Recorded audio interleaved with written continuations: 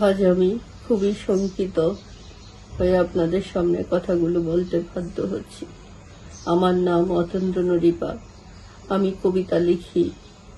কবিতার মাধ্যমে 2023 সালে মাঝামাঝিতে ফেসবুকে পরিচিত হয় অধ্যাপক আলী রিয়াজের সঙ্গে।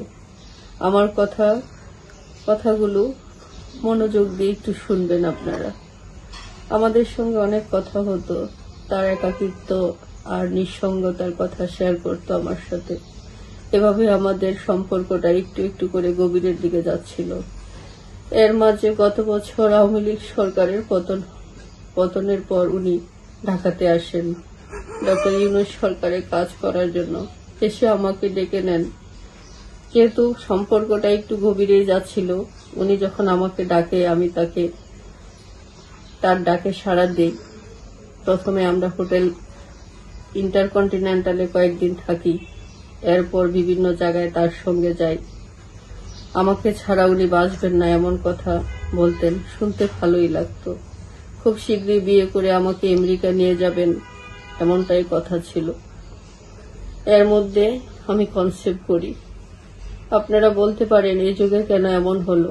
আসলে উনি বারবারই আমাকে বুঝিয়েছেন ওনার ব্যতিক্রমী করানো, তাই প্রোটেকশনের প্রয়োজন নেই।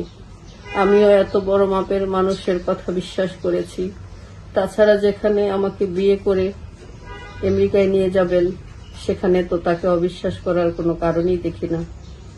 আলী রিয়াজ যখন জানতে পারে আমি প্রেগনেন্ট, তখন থেকে আমাকে ইগনোর করতে শুরু করলো।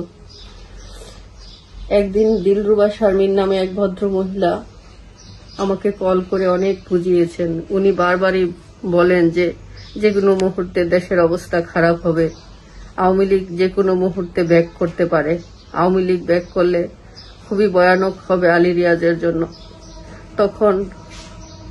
তখন উনি আমাকে বলেন এই মুহূর্তে বাচ্চা না নিয়ে আমেরিকা গিয়ে বাচ্চা নিলেই ভালো হবে।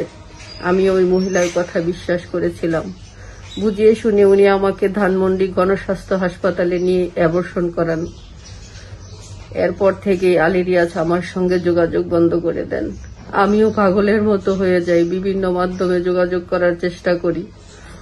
এরপর থেকে শুরু হয় আমার উপর নির্যাতন।